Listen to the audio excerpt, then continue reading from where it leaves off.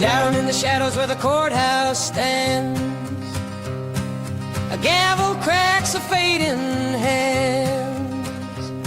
Judge Gull, they whisper with a crooked grin, played the game where justice don't win.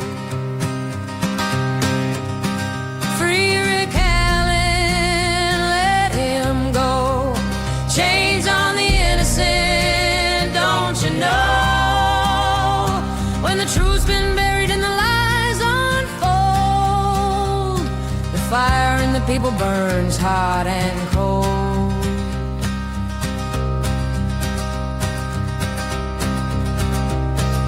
Prosecutor Mickelin with his papers tied wrote the tale that never saw light.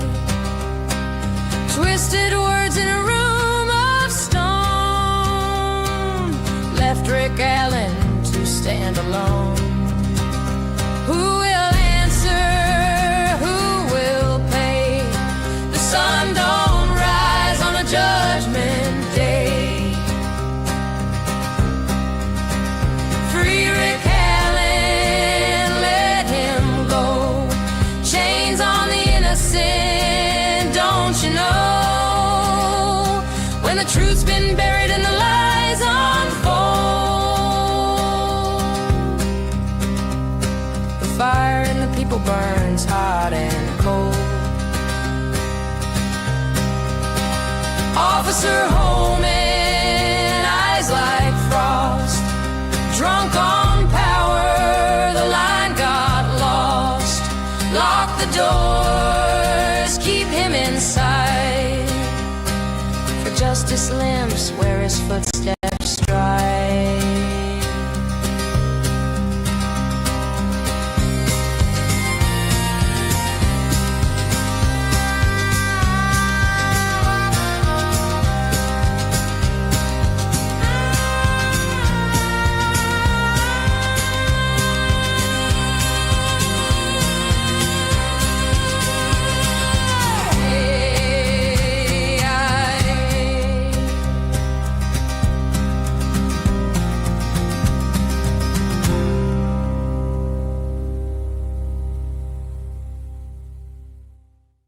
Okay, trying again. Trying again. Hello? Can you hear me?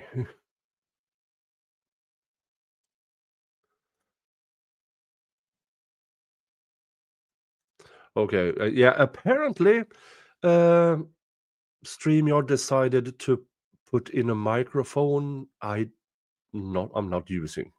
So yeah, fixed it. Okay.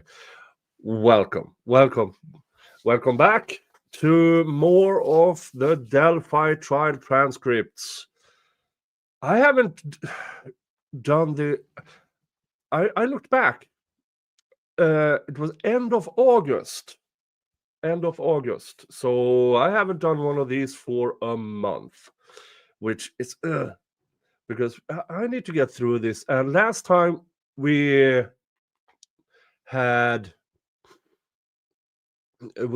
were in the middle of Dr. Walla's interview, or from July 31st of 2024. So and it's a struggle because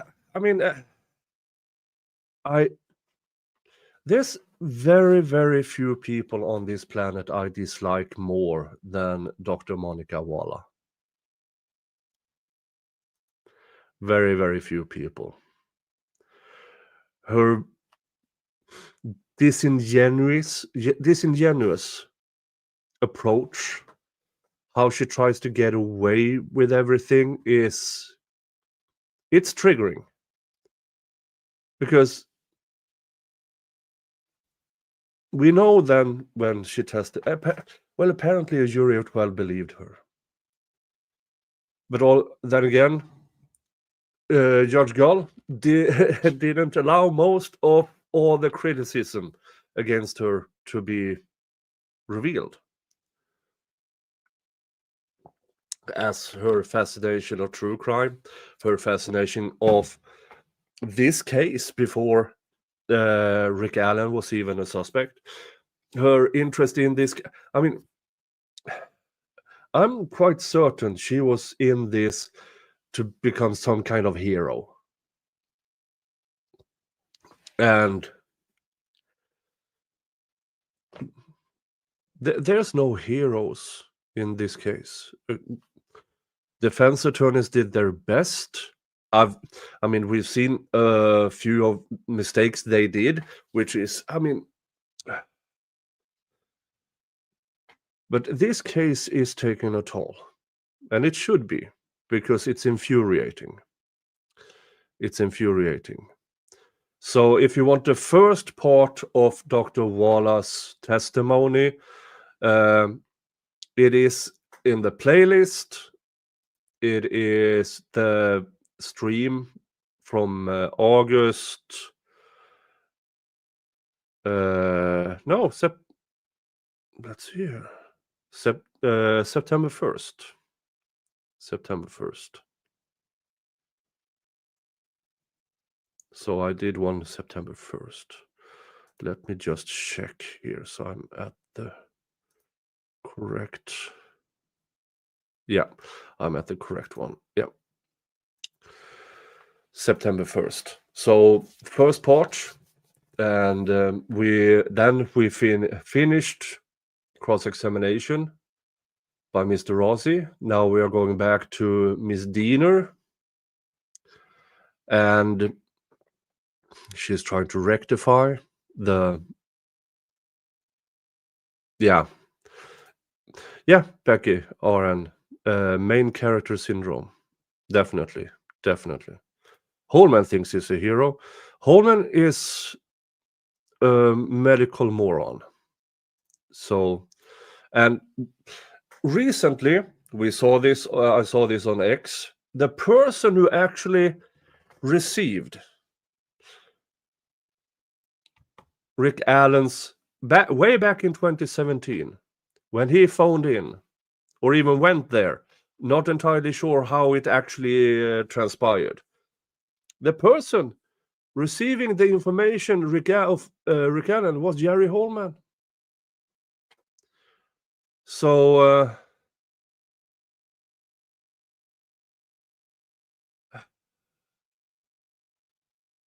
where's your notes, Jerry?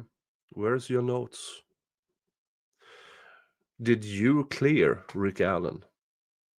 Is it your handwriting on that paper that says cleared? Oh. Hi, Christine, by the way. Been a member for 26 months.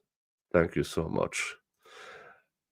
Yes, Christine, you can live stream my stuff on your channel.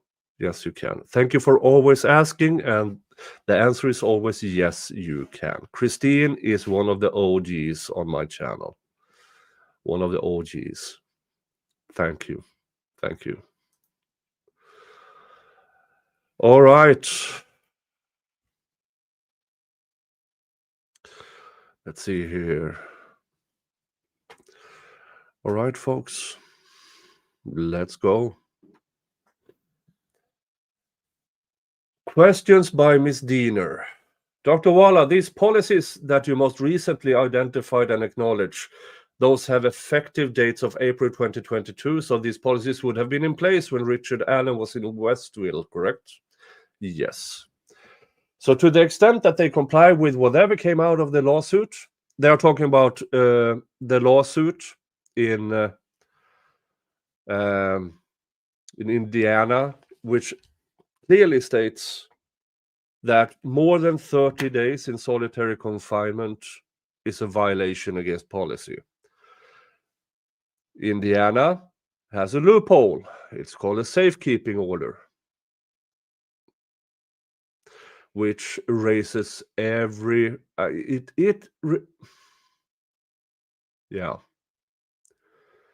they use that loophole in order to break policy.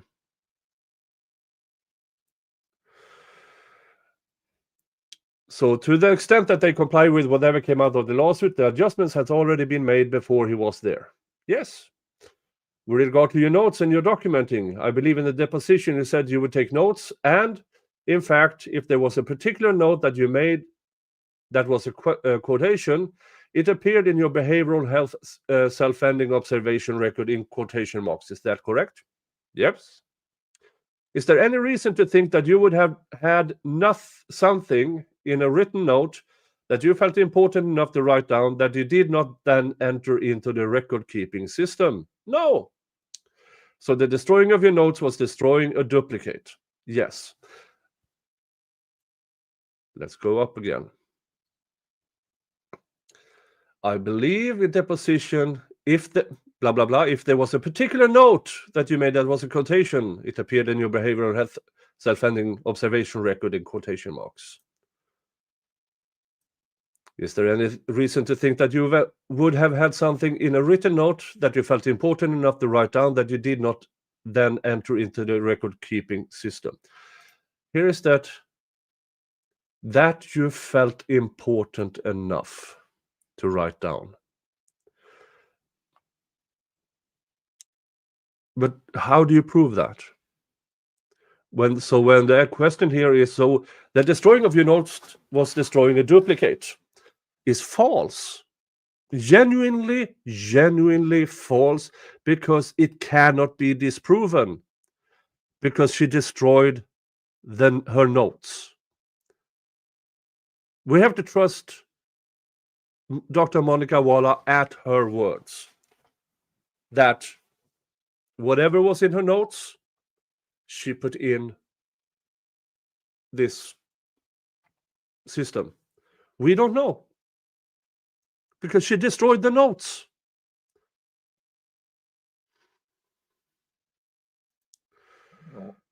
And you said that you felt like it was not a good idea in the testimony to have it floating around. Is that correct?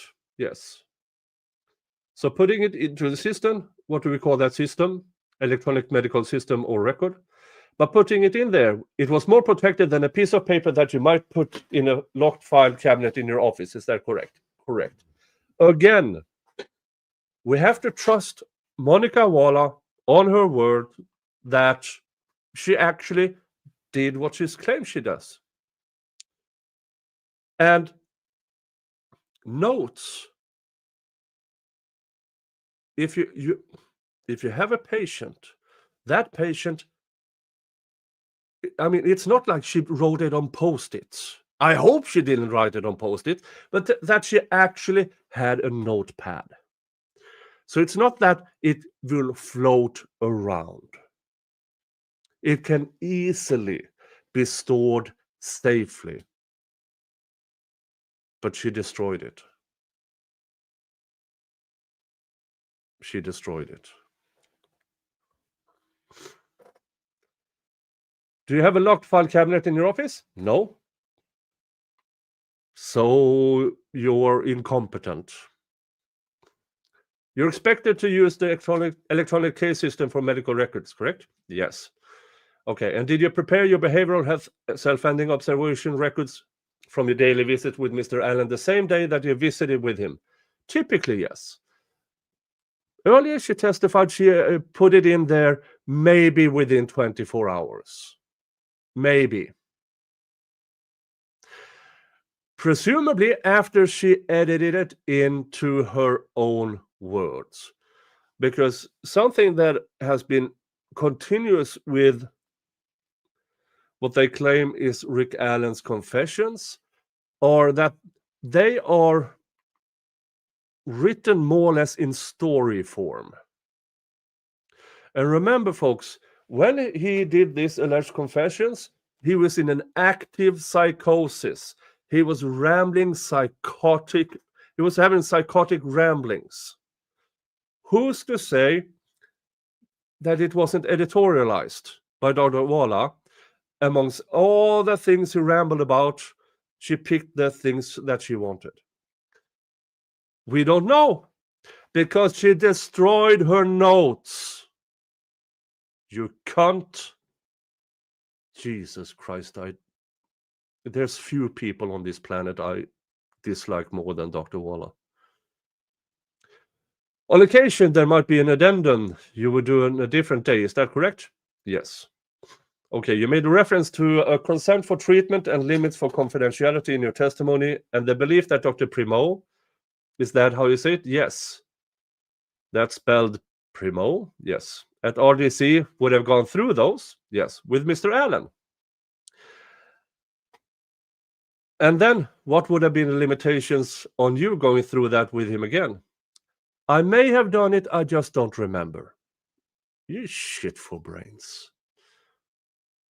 Is there any reason there would be document printed with your name and a date but no signature from Mr. Allen? Would he do an electronic signature, or how would you do that?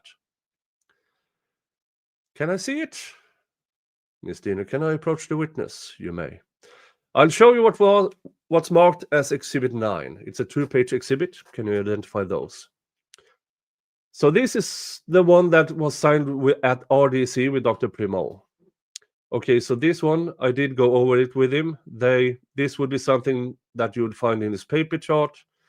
And this is the one they have as generated in our system, just to kind of place the date when we would have collected it. So there really should be another actual one with my signature somewhere. But for clarification, the front page is the one with Dr. Primo. Yes, and it's signed. Yes. And then this one was on November 8th by me. So that's the date I would have talked to him about it and likely put some note in his file, possibly another intake. So seeing this document caused you to believe that you went through it with him on November 8th. Yes. Move to Exhibit 9. I'd like to show you what's marked as State's Exhibit 10. It's several pages. It's one of your reports from November 10th. I'll give you a chance to look at that. You're done reading that? Yes. Okay, and on November 10th, did you talk with Mr. Allen about disclosing facts about his case in the middle of the paragraph? Yeah, I see it.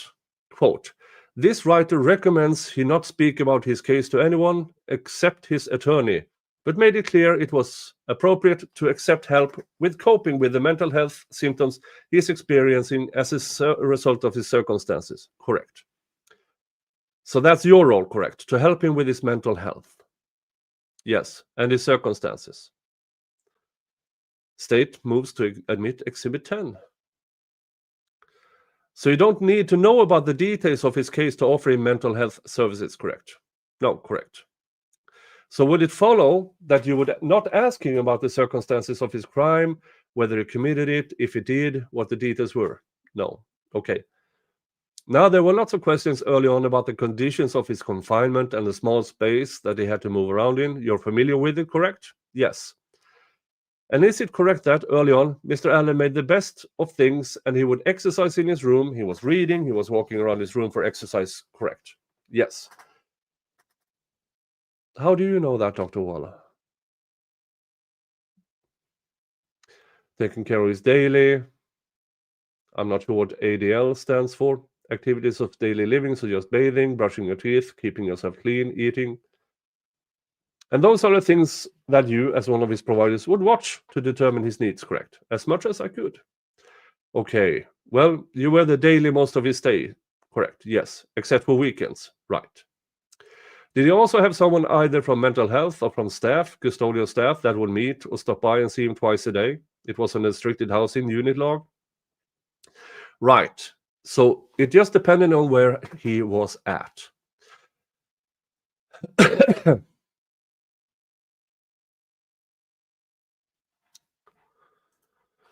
GD asked, but should he have been dealing with Waller without talking to his attorneys about it?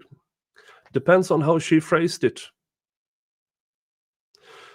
with him. We don't know because there's no recording of this. All we have is her word for it. But yes, whatever he spoke to with Dr. Waller should have been available to his attorneys, in my opinion. Don't know if it ever was. Don't know if it ever was.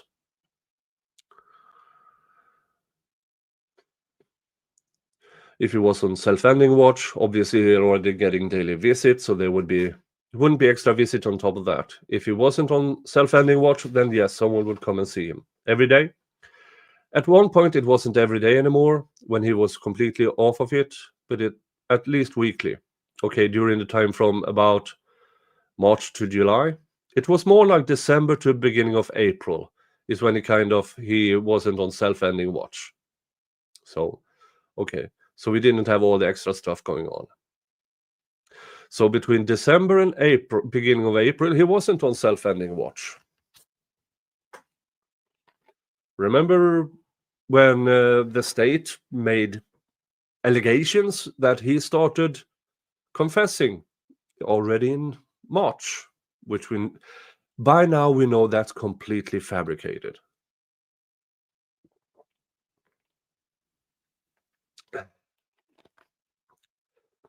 From December to beginning of April was also when he had Odinist guards specifically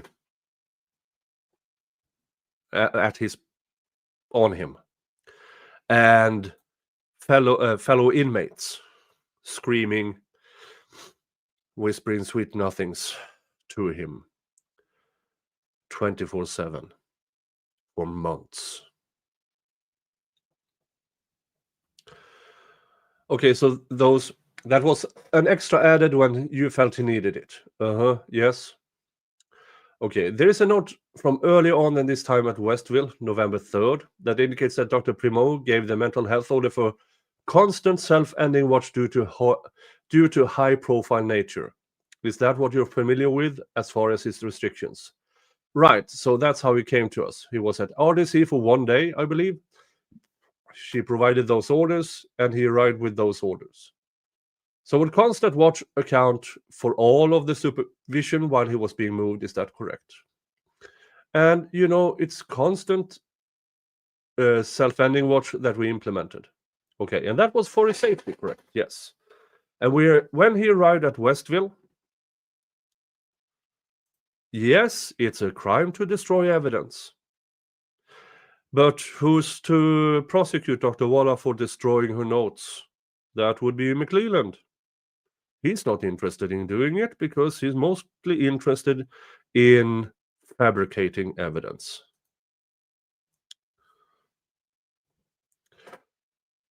And when he arrived at Westville, it appears that you also did a bit of an intake with him, asking about his history, his employment, his education. Is that correct?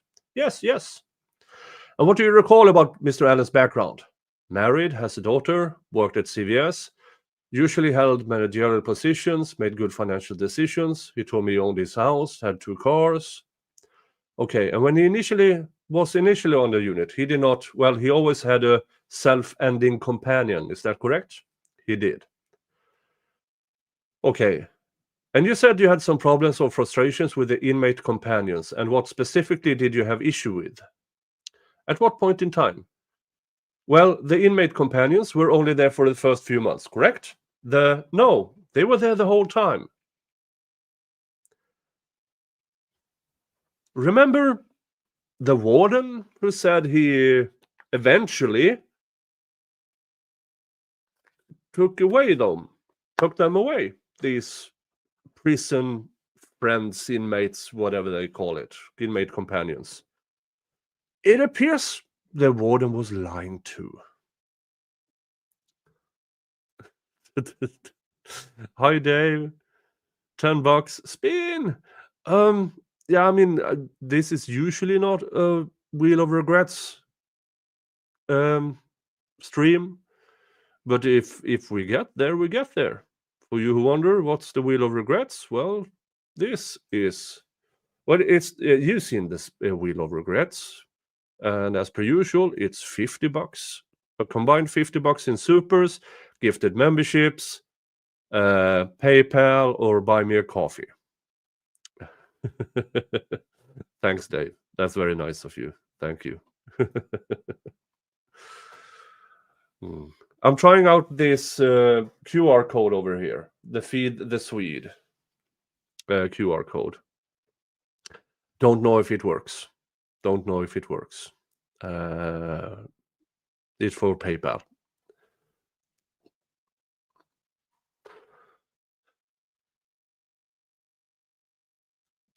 Sunflower Lola, but how convenient is it to accidentally destroy or lose evidence when it's not a crime? Yeah. There's a lot of destroyed evidence in this case, and a lot of hidden evidence, and stuff that we find out more and more. The more information we get, the more corruption is revealed. It's insane. It's insane. It's absolutely insane. They were there the whole time. So on our end, for self-ending watch, we used them for the first month, but even after that was discontinued. Administrative staff kept them on just to be there. So the warden was lying. Okay. In terms of problems, as was previously mentioned, I think some of them were spreading information to their families. We don't know what that information is, do we? Not necessarily, no. How the fuck do you not know that? How the fuck do you not know that? Well, because they didn't care. They didn't even bother to question them about what information have you revealed. I mean, I do know how much specific it could be aside from these guys here, Right. We certainly don't know if it was details about his case. Right. You don't have any reason to know that. No. We have a testimony that self-ending companions are instructed not to engage with Mr. Allen. Would you agree that that is expected? It is. And when it's changed to officers, did you see issues with officers that they would engage? And if so, what does that mean? Well, that's outside of my control. We can't stand and watch them, all hours of day and night. So, did you ever see them engage? Not more than normal. I mean, sometimes they be delivering a tray of food, or some, nothing out of the ordinary. So when I say they engage, if they say, Mr. Allen, here's your food tray, right? Is that engaging? Well, it is. Okay, but that's not a violation, is it? No. Okay. They need him to come get his tray. Yes. Yeah, but we know they did more. We know they did more. Watchdog, 22 euros. Okay, we're getting closer. Then we are at 32, so we are $18 away from the spin on the wheel of regrets. And thank you so much for your super chats. Thank you so much. Thank you. You guys really want to see me drunk. So a drunk reading of these transcripts could get wild. Let's just say that.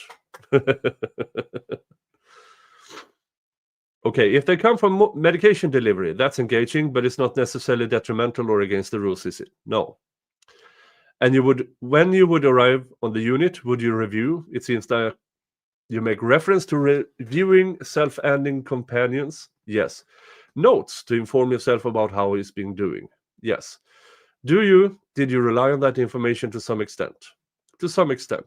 You're aware that self-ending companions were documenting him making confessions, right? Yeah. Folks, this is fucking insane. Inmate companions counted as admissible as to, hey, he said this, he said that. How the fuck do you trust inmates who already hates Mr. Allen, who known for months that they should get confessions out of him?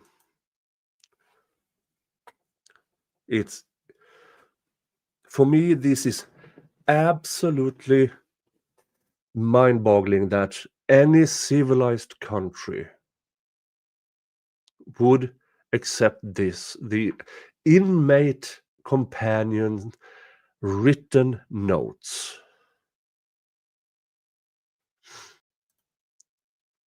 Yeah, I agree with Gigi here. Still have a huge problem with allowing inmates to watch others on self-ending watch. It's mind-boggling. Absolutely mind-boggling. For me, any of these so-called confessions to a inmate companion do not exist. Removing each and every that it removes everything but what was allegedly said directly to Dr. Walla. None of those should have ever been admitted as evidence. None of it. It pissing me off.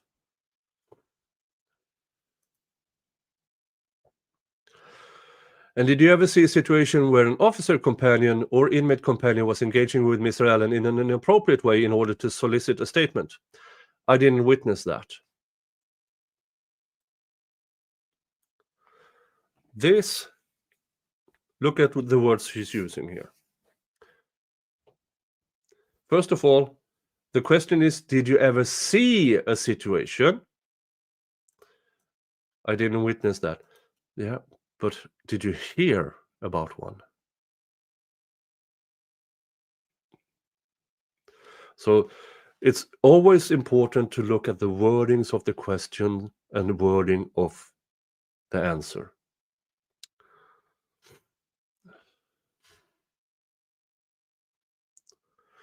You talked about, in response to questions, receiving an inquiry about someone associated with ISP wanting to talk to Mr. Allen. Do you remember that? Yes. Was it your understanding they wanted to talk to Mr. Allen or to you? I think to me. And so you asked Mr. Allen if it was okay for you to talk to them if they had questions about him, correct? Right. And you didn't know where this person was from. They didn't contact you directly, did they? Her automatic answer, if an outside inquiry that isn't from his lawyer, I want to ask questions about Mr. Allen, should have been, fuck off, you weirdo, fuck off. And you know what podcasts we are talking about.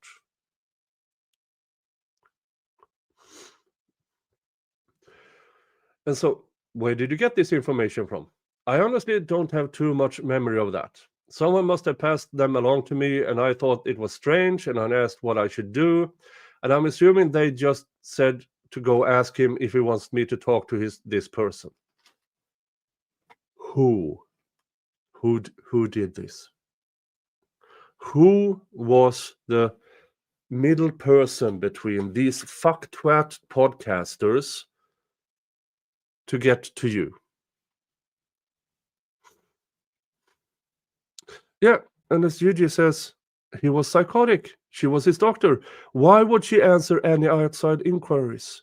Why even entertain this? Why even entertain this? It's okay. But I think when he said no, I agreed, and that I shouldn't. And it was actually someone with the last name of Goldberg, you said. Goldberg, and your document indicates it's a forensic psychologist, correct? Yes. Do you recall that? Yes. Who the fuck is this? I thought it was about the podcasters. So it could just have been to have a conversation on a professional level. And obviously still inappropriate, so. And you didn't do it right. You were asked about the out-of-cell cubicle where sessions occur? Yes. It was referred to as a cage. Is that what you call it? Yes. Okay. Is that what inmates call it? I don't know. Okay. Some of them might. Is it? And you said it was the same as there is at Wabash Valley Correctional Units. It's not the same. Oh, I thought you said it was the same. What's different? This is basically a room. It's triangular shaped. And as opposed to having two individuals sitting on stools real close together at a small table, they put a gate kind of separating the space into two. So one person will be behind the gate and then we'll be out here. Yeah. the triangular thingy, let's see if I can show you.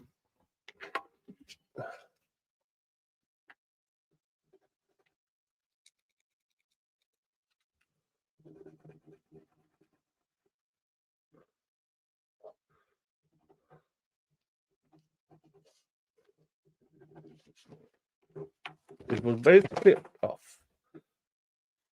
Hold on while I do this. It was basically a room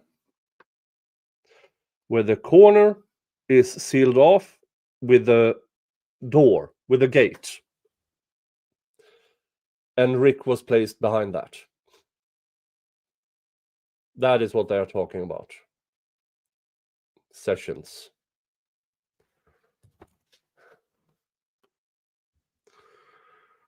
Fuck's sake.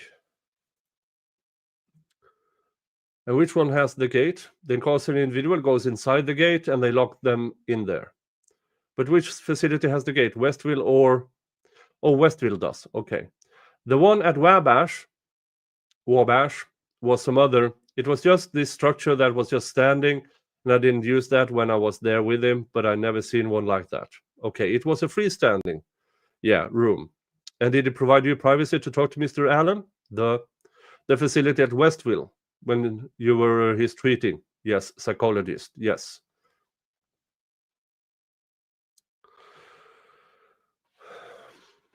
I just want to touch on this, even though it seems out of context, but for the purposes of the statute we're addressing today. Are you a certified psychologist with the state of Indiana? Licensed. Licensed? Yes. Before the beginning of April, when Mr. Allen got his legal documents, would you consider him to have been stable at that point? Relatively stable at his baseline, at least. Yeah, and remember, folks, Rick Allen's baseline was the second to worst when it comes to mental illness. On a 5-grade scale, where 1 is normal and 5 is completely out of it, he was a 4 when he was taken into prison. That was his baseline. I mean, obviously he was depressed and unhappy about being there, but not much beyond that. Bullshit. He was eating? Yes. He was taking his meds? Yes. Was he taking care of himself? Yes. Was he exercising? Yes. Was he reading? Yes. Using rec and shower? There were always discrepancies because he refused those, so I couldn't tell you how many times, but he would go out at times. When you saw him, was he clean? Yeah. Okay. He was able to carry a conversation? Yes. And so his baseline is depressed and anxious. Would you agree? I'd say so.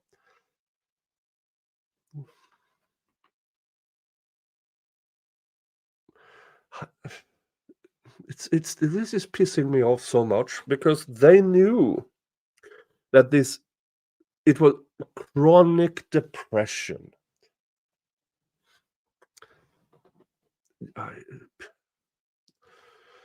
Well, you saw him very, very frequently for a whole year, so I guess I defer to you. Is that his baseline? Yes.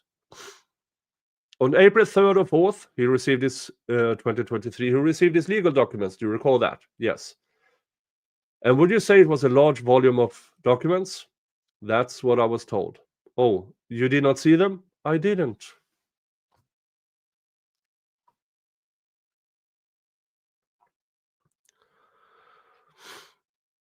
He was not on Haldol, I believe, until he was officially on in a psychotic state mid to end of April.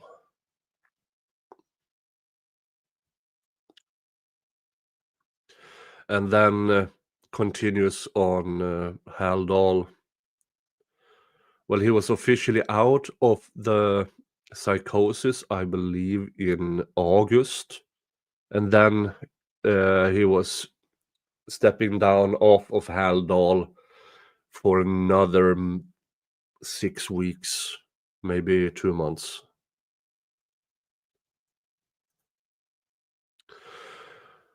And by the way, They still claim that his psychosis was more or less on the they don't call it temporary, but for the sake of argument, let's call it temporary. Yeah, but once you exceed 30 days, then it's And I said this in the prior stream, that since he already was on a 5-grade scale, he was already on a 4. When his psychosis started, he should have been transferred out of Westville immediately to a mental health institution, which they would have, but they had a loophole, the safekeeping order. With the safekeeping order, they could hold him in there more or less indefinitely.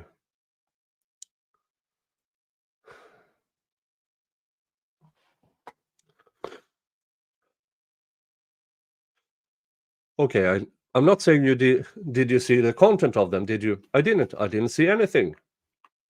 Bullshit. Okay, oftentimes you went to his door to speak to him to see if he would want to come out for a session. Yes. Would you use that opportunity to observe whether he was taking care of his daily living? Yes. And on the April 4th, his circumstances changed significantly. Is that correct? That's correct. And you made notes about your observations with regard to what was different about him and about recent events. Do you recall that? Yes. And what do you recall about it? My understanding is that he was presenting bizarrely. His thought process was disorganized. His speech was disorganized. There was a change in his presentation. Did you also note that he had just had 2 visits from his counsel, his attorneys, so you felt that contributed to what was happening with him, at least potentially? Blaming the attorneys. I think we believe that at the site that it may have caused it because it was a major event that happened just prior to the change. And so the bizarre behavior resulted in him going back on self-ending constant watch. Is that correct? Yes. Your report from that day also indicates that on that same date, he had started confessing to other staff. Oh yeah, notes that you destroyed.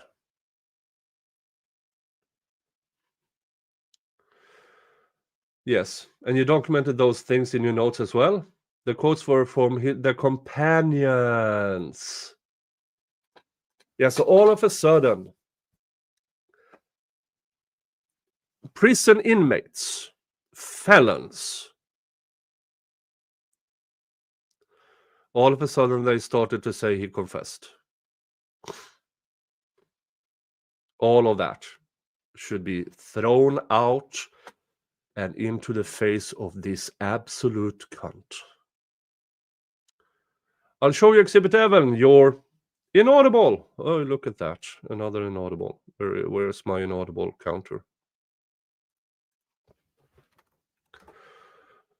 Inaudible 40. State would move to admit Exhibit 11. Any objection? No. Prior to April 4th, did Mr. Allen also share with you that he had found God? I don't know when he started talking about God, although at our initial intake, he said that he wasn't really religious, and then it did end up progressing into a strong belief in God, but I don't remember when it started. I'd next show you what's marked as State Exhibit 12, your document from April 5th. You have a chance to review it. Yes. Okay, on April 5th, you have some quotations on the patient complaint, and I guess for the court's knowledge, I'd like to talk about the nature of the report. The report always starts with a paragraph at the beginning about the last change in his status. Is that correct? The first paragraph references back to April 4th. Right, the reason for placement. Okay, and then patient complaint is where you document the statements or conversations or clinical impressions that come from a particular date of the report. Is that correct? Yes. Okay, and this was an out-of-cell session, so there would have been confidentially for Mr. Allen. Yes. And he makes very specific statements about the facts and circumstances of the charges that are pending. Is that correct? Yes. How would you begin your sessions to engage Mr. Allen in conversation? Yeah, I mean, to be helpful. So, what we have here, folks, is all of a sudden, she gets reports from inmates. Oh, he's confessing, assholes. And Dr. Wallace sees a chance. Oh, I can be famous. They will love me and my purple hair. Cunt. It's pretty much I cannot put it on him. So how are you doing? What's new? What's going on? And then you'll see where it takes us. Okay, and if his behaviors were not acceptable or not in his best interest, you might ask him about those as well. Yes. Okay. But was it ever your intention to say, hey, did you commit the crimes that you are charged with, or what happened, or what are the details? No.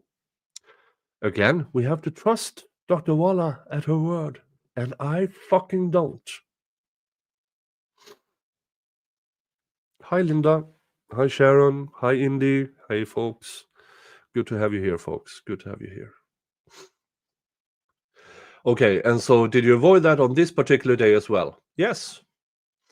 One of the things that you also indicated on here was an paragraph in the 5th paragraph of patient complaint is that he shared with you that he took God into his heart on March 21st of 2023.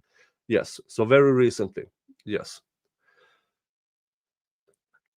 Does he relate his new interest in religion to his statements to you about committing the crime as if they are related for him?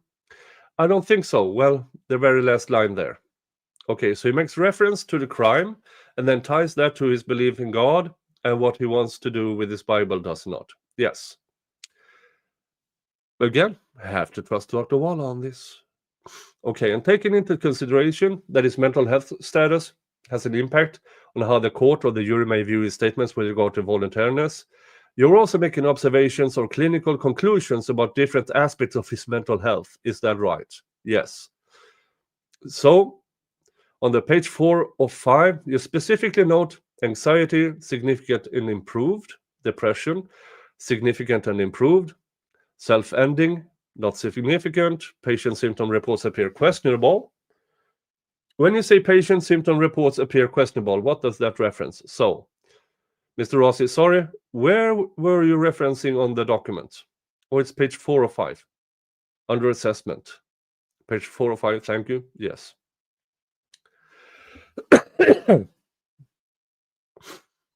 So that's a checkbox. So I'd have to reference the body of my note to see why I would check that. It just looks like this effect was all over the place that day from crying to smiling. He also mentioned memory lapses and already said that he might not remember the following day's dates. He was tangential, and again, he was just sharing various information with little prompting from me. Sure. But when you add, excuse me, inaudible, Jesus. Another inaudible, getting us to 41. Patient symptom report appears questionable. Are you questioning whether it's genuine? Okay, and are you continue to make those observations about him? Yes. Throughout April and May, is that correct? Yes. And so when he's behaving bizarrely, is that a patient symptom report that you're questioning? Yes. In fact, overstate would... Dr. Walla, you absolute hack. You have a man who is already 4 out of, I mean, the second to worst in mental health observation assessment. And your immediate thought is, oh, he must be faking it. That's not you treating. That is you making assumptions. You're not qualified, in my opinion, anywhere close to make these assumptions. Nowhere near.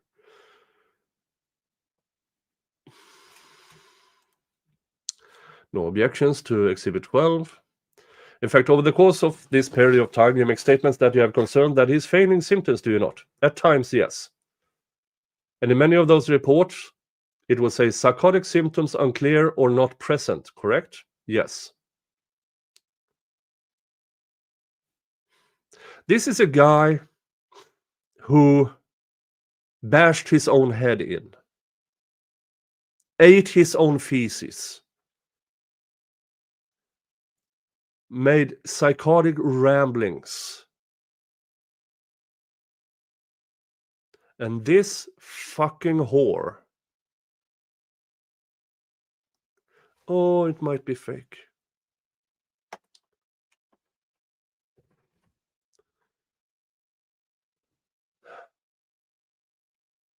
And in reviewing the reports, I found only one that says psychotic symptoms are clear. Does that sound inconsistent with your observations of Mr. Allen?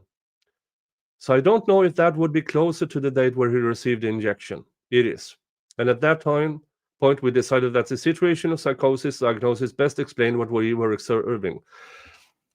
You absolute fucktwat. So you're, oh, I wonder if he's faking. I wonder if he's faking. And then all of a sudden, oh, fuck, he's not faking. Inject him.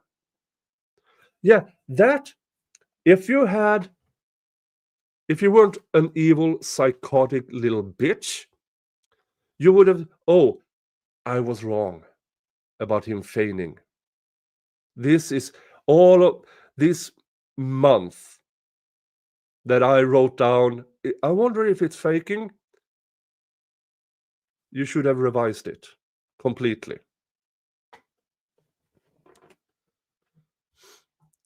Good point here from Gigi. Wait, if she thinks he's faking it, why is she giving him medication prior to the injection?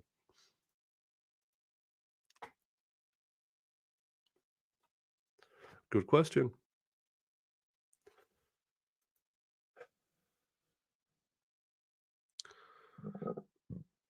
Okay, we'll come back to that and how it was addressed. Let's talk about a couple more reports. Wanted to read part 1 of April 7th that you prepared. And it says that he inquired from this writer about whether he was confessing to things and asked what he confessed to. And you informed him and told him it was not in his best interest and likely against advice of his attorneys to continue to verbalize his claims of guilt, as the information could be passed on by other incarcerated individuals to their families. Yeah, this is going back to these prison inmates, these felons, claiming that he made confessions. And he's asking, what? He was questioning, did I ever say that? Because somewhere in Mr. Allen's broken mind, he might realize that I never said those things to these people.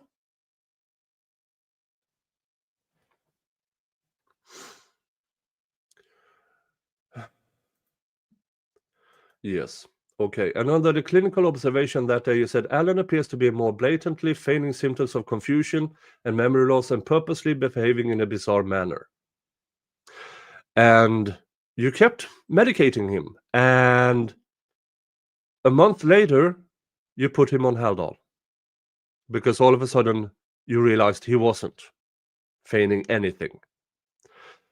A person who has their patient's best interest would go back and see the pattern.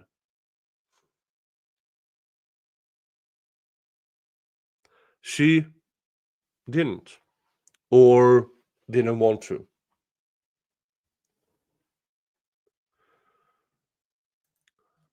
Would that be based on his verbalizing a lack of memory and then being oriented to person, place, time, and situation on the same day? Yes. Okay, there was some discussion about him being allowed to go to rec, even when he was on self-ending watch. And you tried to provide that for him, is that correct? Yes. But there was a specific date on April 12th, where a note indicates that despite wanting to give him rec, you then had to withhold it because he was refusing to come in from rec. Do you recall that happening? I mean, if I wrote that down, that's what happened. Yeah, but you destroyed your notes. So you only have your curated reports. And this is how I believe that she is making a lot of these things up and curated it for her own self-interest.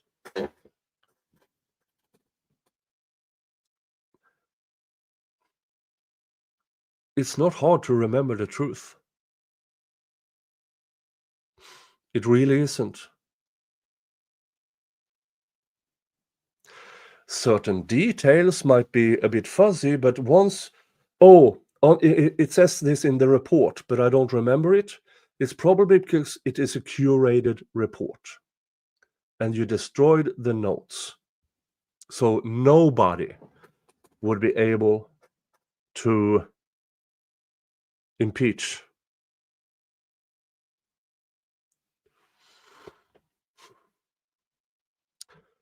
How is this even evidence then? Because Judge Gull decided it is. Okay, so his behavior at that point was affecting his restriction, not necessarily that it wasn't being permitted. Right, I mean, it would give custody a problem. They'd have to do things to get him back in the cell, and nobody wants to go through that, so, okay. Now, there were times where, when you were presenting for him making statements about his crime, some of which were very specific, and it was not in your out-of-cell cubicle, correct? For example, when Dr. Martin was asking him if he would accept medication. Right. Do you recall that? I need more context for that sure encounter. Showing you what Smartness states Exhibit 13. Okay, does that refresh your memory? Yes.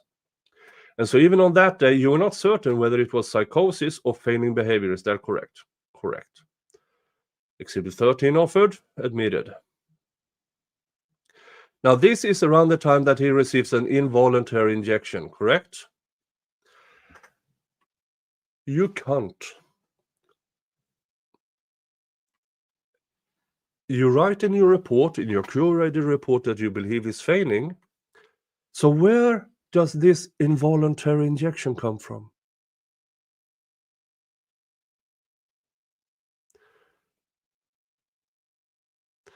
Because if he's people who are not having psychosis, if they get Haldol, you're destroying their brain because there's nothing to fix.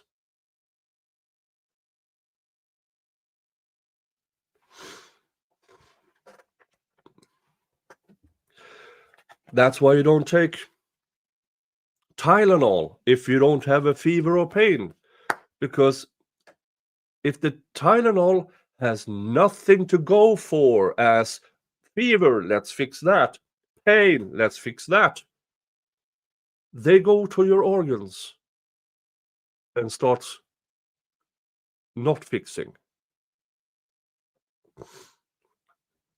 And Haldol is a really, really old drug. It's from, I believe it's from the 1950s. But it's extremely cheap. It's cents per dose because it's so cheap.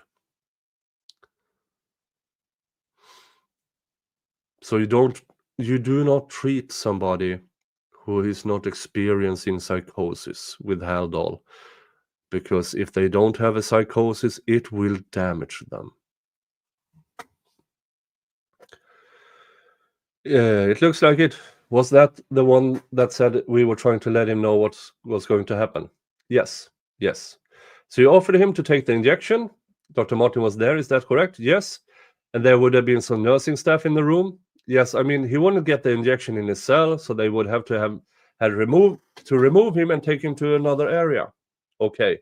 But he was in a situation of being moved by staff, being video recorded, and he was making statements about his crime. And he was being asked if he wanted medication, which he declined. Yes. Okay. And then a meeting occurred, is that correct? For approval of, yes, involuntary medication? Yes. And so the next day, he received that injection. Most likely the same day or the next day. How the fuck do you not keep this on record?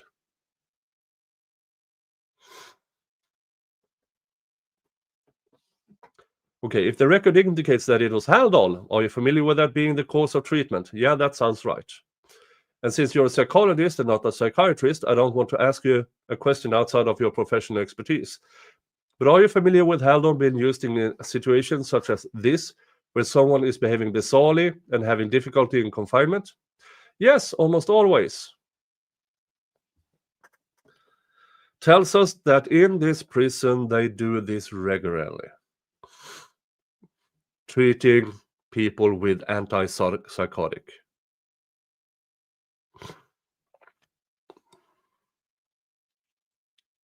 Okay, what impact did you observe Haldol having on Mr. Allen?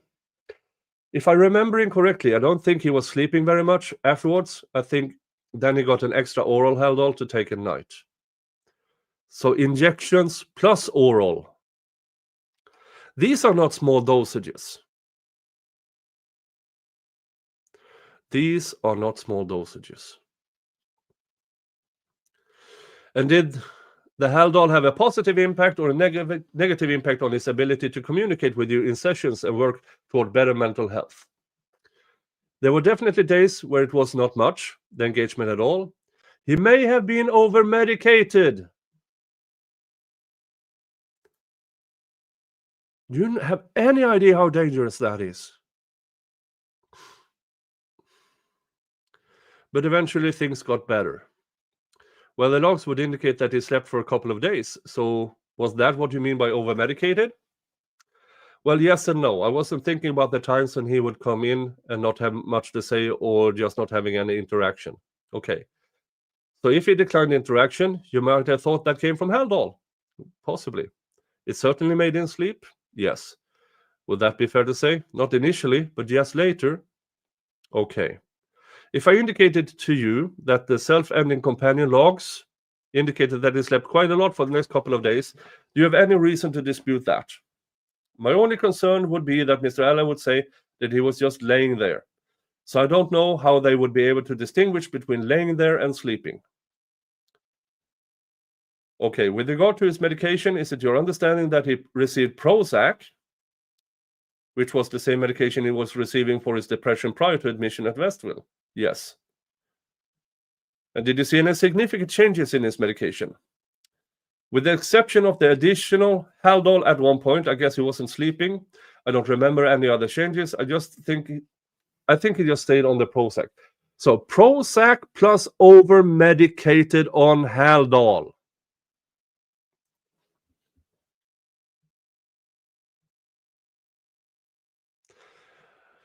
Let's see here. The combination of haloperidol and fluoxetine presents a clinically significant drug interaction with increased risk of cardiac arrhythmias and enhanced haloperidol toxicity. Yeah, that's what I thought. So combining Prozac enhances the effect of Haldol. Increases the risk of Haldol poisoning.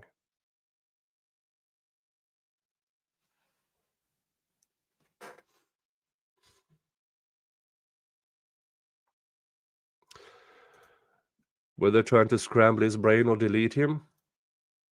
I would assume both. If you go back to my coverage of this case, once I first learned about this Haldol thing, I said out loud, they are trying to kill him in there.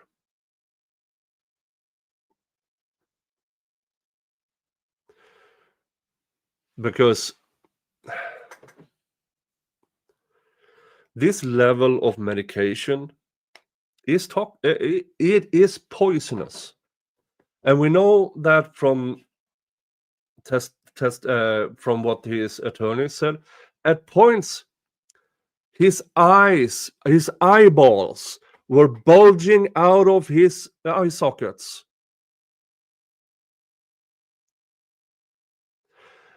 And under these conditions, in an active psychosis and under Haldol poisoning, they claim he made confessions.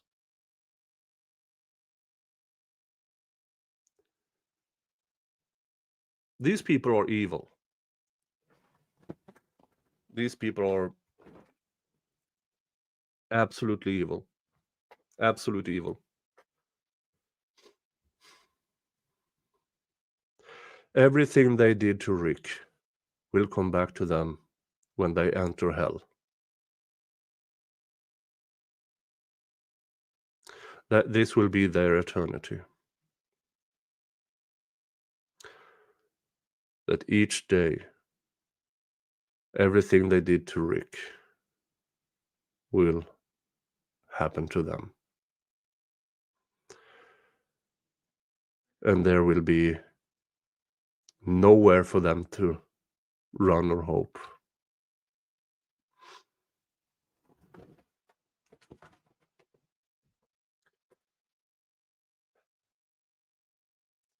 And would he refuse medication? Do you have any knowledge of that? It's possible. I don't recall anything significant where he would just never take it. But there are probably some days here and there where he wouldn't.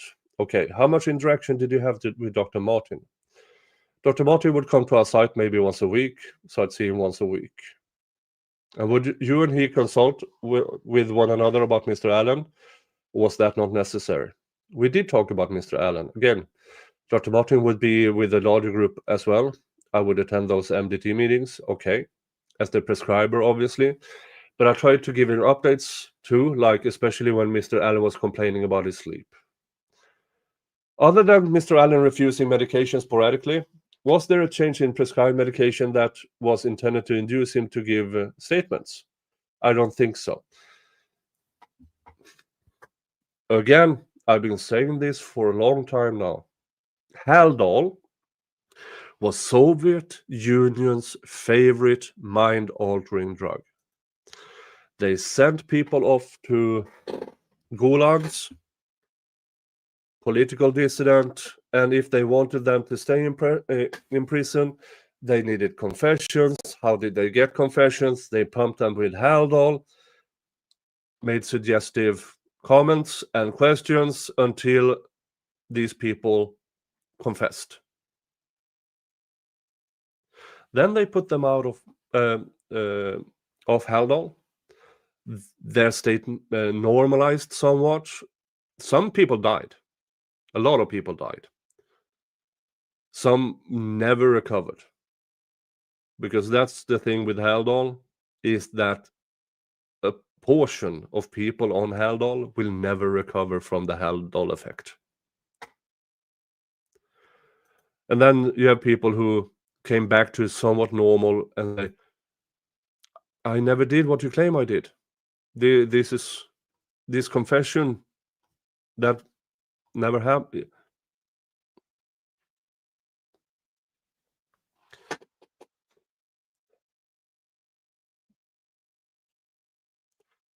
Did you observe Mr. Allen to approve after the Haldol injection started? I know you said they were weekly, I think you said.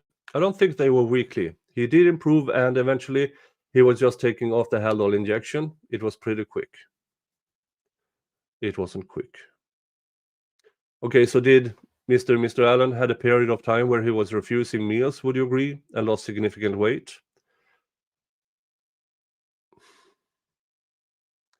To the best of some of these things I don't remember too much in detail, but yes, he didn't want to miss more than 4, because then he'd start getting tracked by central office, more than 4 meals.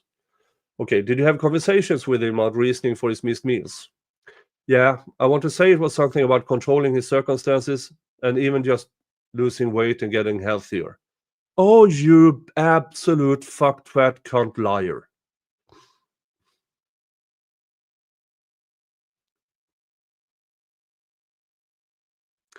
And when he came in, I believe he was described as obese, correct? Yes. And when he engaged in this practice of fasting or skipping, you two cunts. Oh, for fuck's sake. Oh, for fuck's sake.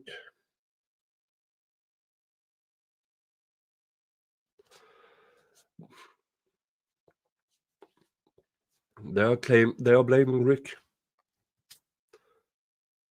He was on an active psychosis, Haldol poisoning, And because of that, he lost a lot of weight. Wouldn't or couldn't because no appetite, or simply couldn't because asleep, or constipated, or whatever's. And they say he had these two. He wanted to lose weight to get more healthy.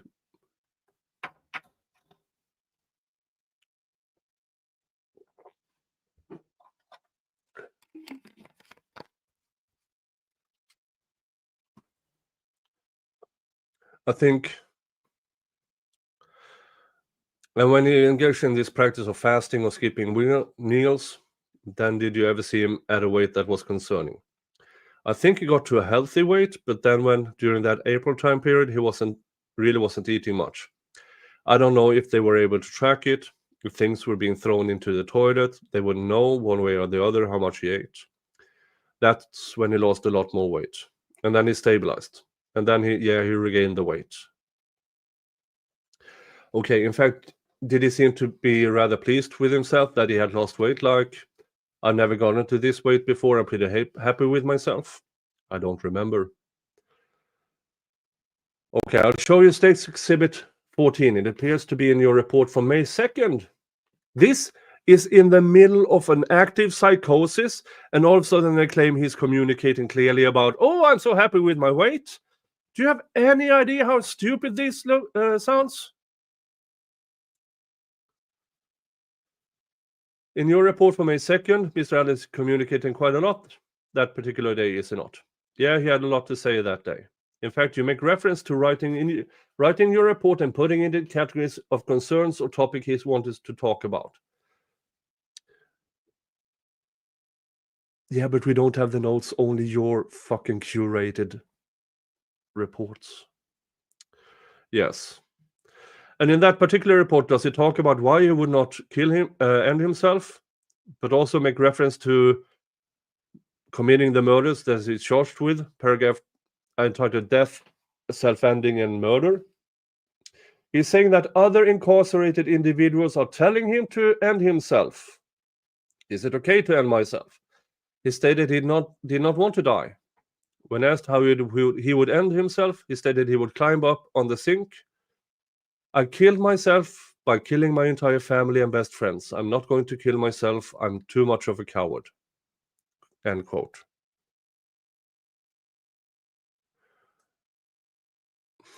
This feels curated for me. You also put in their metaphor, like after the phrase, because I mean, he didn't literally kill his family and best friends, but yeah. So you were interpreting that to be a metaphor. Yes. Oh, really? So when it's convenient, it's metaphorical.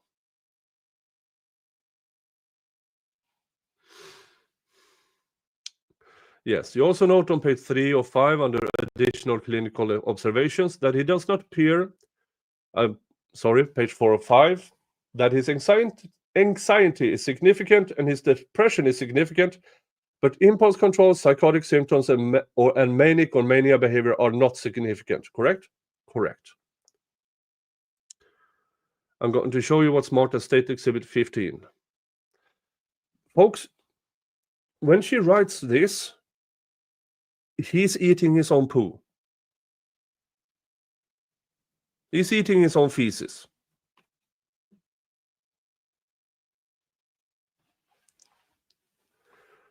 Not significant? Sure.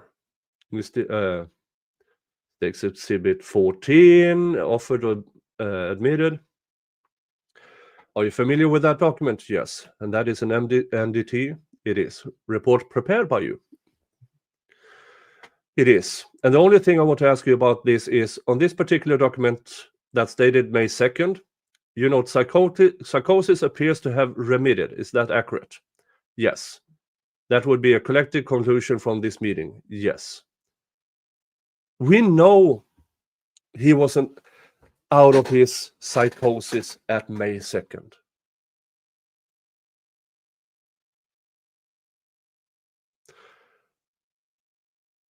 He was treated for an active psychosis for I believe, until August.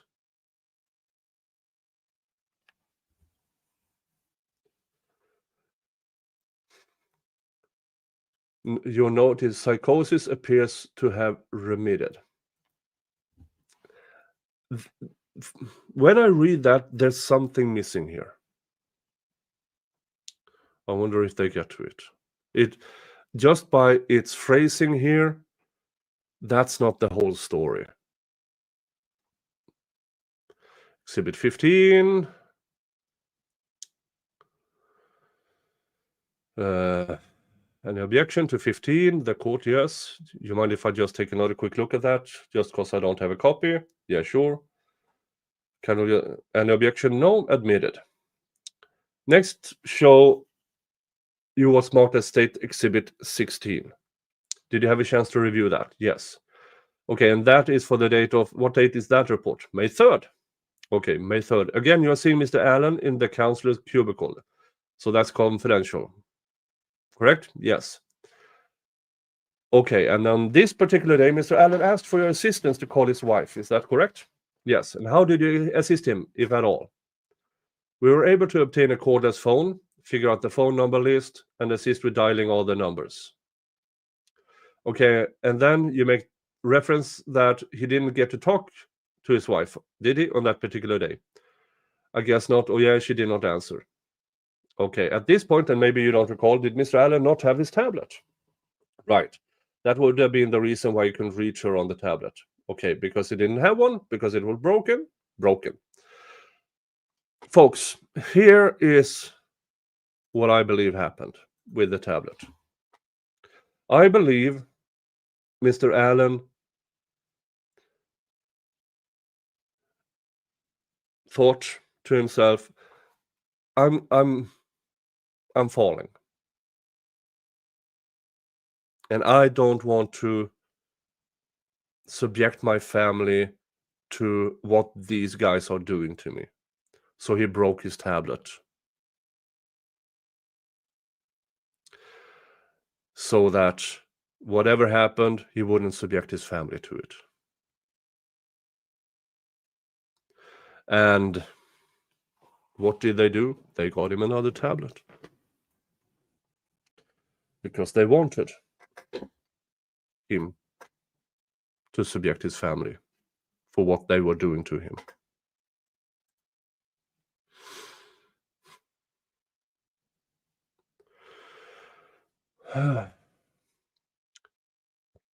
Blah, blah, blah. If reports would indicate he had tablet access even within like a week, do you recall that? No, I don't know what I'm thinking of. Okay, is it possible it was broken twice? I don't know. Okay. No. Okay, we'll move on. It's possible, but on this particular day, we start with, he moves on to telling his story. And the document, which with included quotation marks to some extent,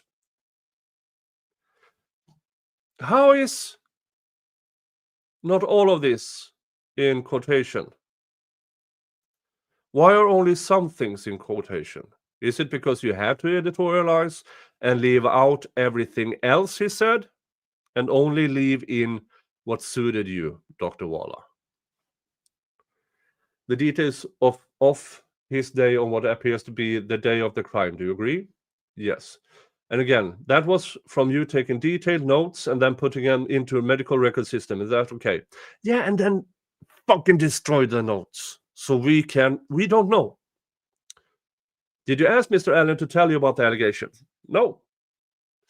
And I know I only pointed out a couple of times where you told him not to talk about his crime. Right. So did you feel like it was clear to him that it wasn't a good idea for him to talk about it? I think he was aware. He was in a fucking active psychosis, you cunt. Pumped full with Haldol and Prozac and probably in a state of Haldol poisoning at this time.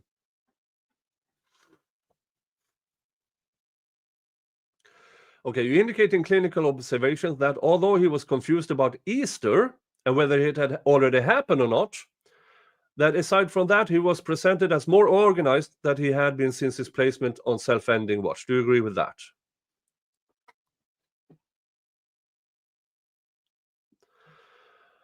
Yes. Admit Exhibit 16. Admitted. During this time when he was struggling and confessing, was he also talking about a transfer to Logansport State Hospital? He was. And you had multiple conversations with him about that. He brought it up a few times. Why would he confess and then transfer me to Logansport? Is it because somebody told him, if you confess, you can get help at Logansport State Hospital? Why would he talk about that place? Why? In connections to the confession. Well, first of all, we don't have any notes because she destroyed the notes. We don't have any recordings of any conversations. Yeah, Jens says over he couldn't even dial the numbers himself. That's a better shape he was in. Dr. Waller had to help him dial the fucking numbers on the phone.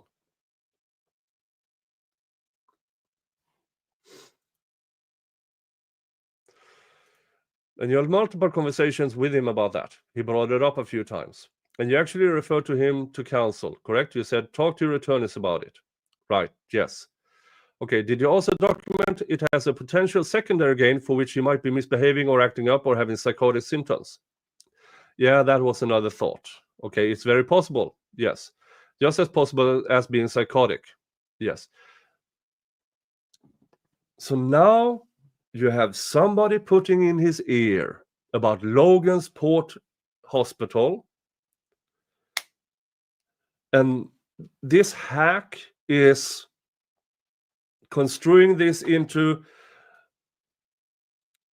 oh, he must be faking.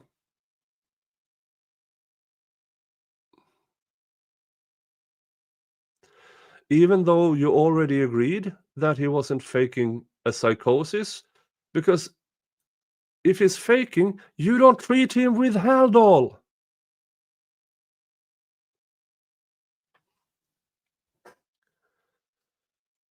Marked at States Exhibit 17 is your notes from May 10th.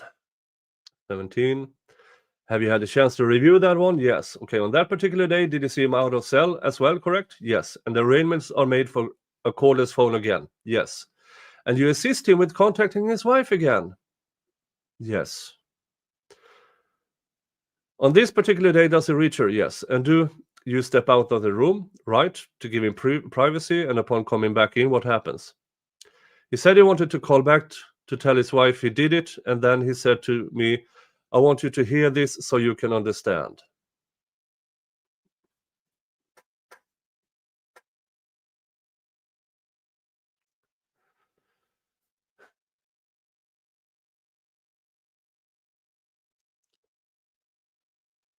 And you didn't contact his attorneys? Okay, did he proceed to call his wife again? Yes. And did he confess to her regarding the crime that he's charged with? Yes. And from seeing only one side of the interaction with his wife, did you express an opinion about how she received that information? I thought Judge, I'm from Mr. Rossi. Judge, may I ask a preliminary question? Yes. Mr. Rossi, did you talk to his wife? No. Okay. Did he tell you what her reaction was to any of this? He made a statement. All right, I'll withdraw. What was... Oh, I'm sorry. The statement was, she doesn't believe me. Of course she doesn't. Because here you are in prison where you don't belong, in an active psychosis, pumped full with Haldol, Prozac, to the extent that you're having a Haldol poisoning.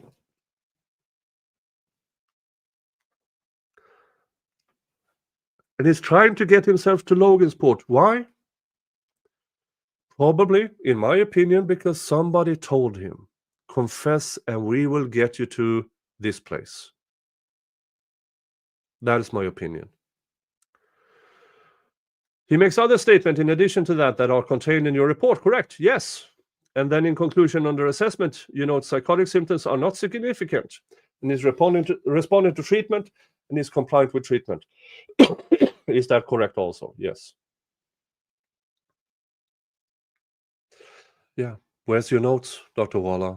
We only have your curated reports. That's all we have. Curated reports that should have been tossed out. It should have been shoved up your fucking ass, you fucking hack.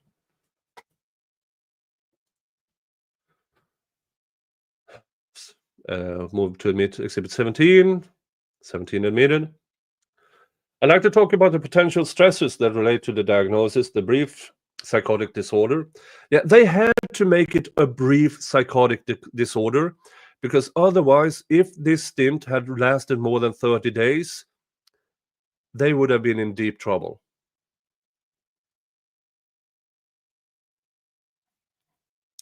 How did the wheel go? We are still 18 away. Unless... Sorry. Let's see here.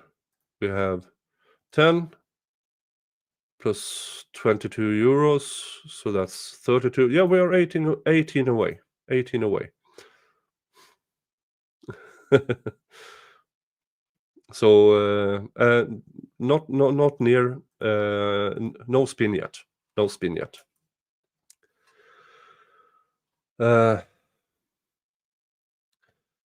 Brief psychotic disorder with related stresses. One of them was the conditions of being confined as a person who had no criminal history. Correct? Correct. Some others that we discussed in deposition, as I recall, and I guess I'm asking you to, if you recall these as well, so correct me if I'm wrong, is that he was either not communicating with his family or couldn't communicate with them. Right, so because he felt they didn't want him to. Yeah, I think he went back and forth with different reasons, but yeah, the lack of being able to communicate with them consistently. Did it coincide with him making confessions to the crime and the difficulty that creates? I don't know. Okay, did he also express that he didn't feel like he had enough communication with his attorneys and that was a related stressor? He had mentioned that. Yeah, this is just before his active psychosis, is more or less when the facility made it really, really hard for them, for his attorneys to visit. He had mentioned that. Did he also express that he couldn't choose God over his family? Do you recall that? I'm sure he said it if I wrote it down. But you destroyed your notes. I'm not sure how to interpret that one right now. Okay, I'll ask it another way. Mr. Allen had a period of time where he wanted to confess, and he was confessing to a lot of people. Would you agree?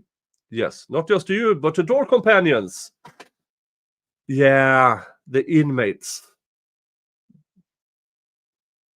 Jesus fucking Christ. Yes, in the presence of Dr. Martin, even though he wasn't asked about his crime. Yes, to his wife in your presence. Yes. Your movement within the jail while being recorded, were you aware of that? I think so. Okay. And did he talk with you about finding God was impacting his dealing with making confessions? Did he talk to you about that? Finding God was something that seemed to comfort him. Did he express that he wanted to make things right? Yes.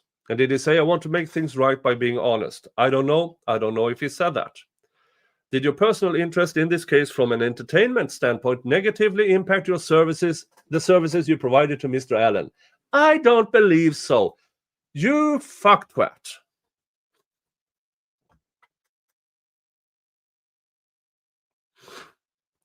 Oh. Did your curiosity about Keegan Klein have a negative impact on the services you provided to Mr. Allen? No, they are unrelated. Did you write down confession statements that it didn't say because you had a personal interest in the outcome of this case? No. Liar. Do you believe that entering your notes into the documents management system that's secure is the best way to keep those records safe? I think so, but I look into this. The conditions of his confinement, except for on constant watch or close watch, did they remain the same outside of those changes with regard to whether he has had his own clothing or self-ending smoke, where it was on constant versus close. Yeah, it was all pretty much the same thing. He was going to live in that location. That wasn't going to change. Let's find you a spinner. All right, here we go. Let me...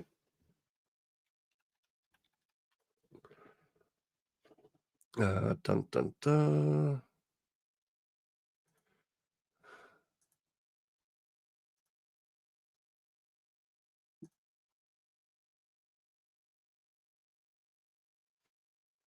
All right. Hold on while I...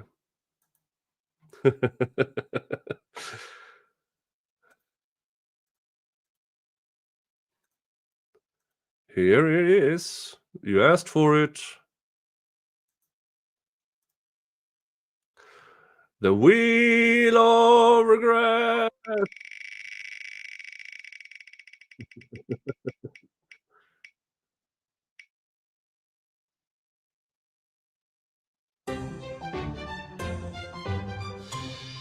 Whoa.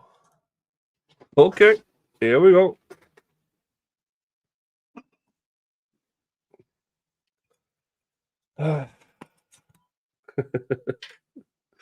You ass.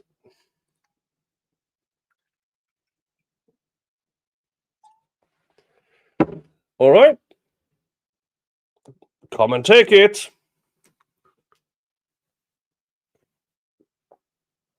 Ooh.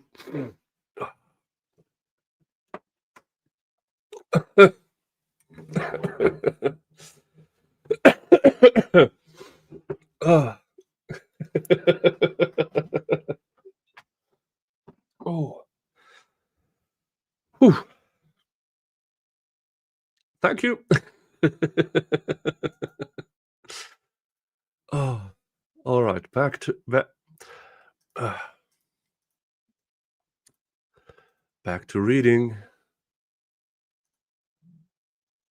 Back to reading. Thank you, Brandon. Thank you. Whew. Hi, Daniel. Ah. All right, let's continue. Pretty much the same thing. He was going to live in that location. That wasn't going to change. Okay. It was just about, at different points in time, what he was allowed to have in there versus not. And so once he went through that period of brief psychosis with related stressors, Jesus fucking Christ, he was in an active psychosis for months. Just because the symptoms are dampening does not mean it's not an active psychosis. It's just that the symptoms are being treated. Because yeah, this is pissing me off to no end. Monica Walla, if you ever see this, run and keep running. Change your name, change profession. Did you spin yet? Yeah, I just did. Thank you. Okay, I guess we are on the way to next spin, where we would be $12 in, so $38 more to the next spin on the Wheel of Regrets. Yeah, I just spun. Just go back a few minutes. I just spun the wheel.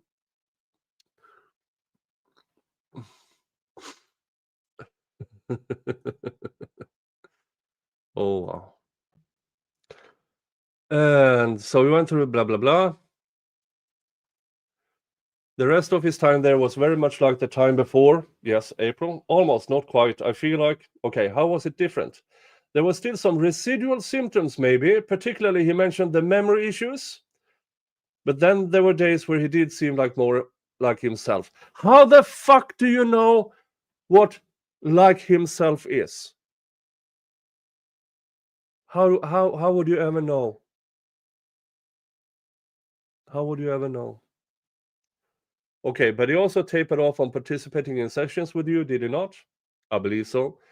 We also expanded the amount of people he could see, so he could see a master's level therapist and a bachelor's level therapist, whether during rounds or those are usually rounds, but just to have other people to talk to since he couldn't provide any other outlet in that way. Okay, but I'd still check on him.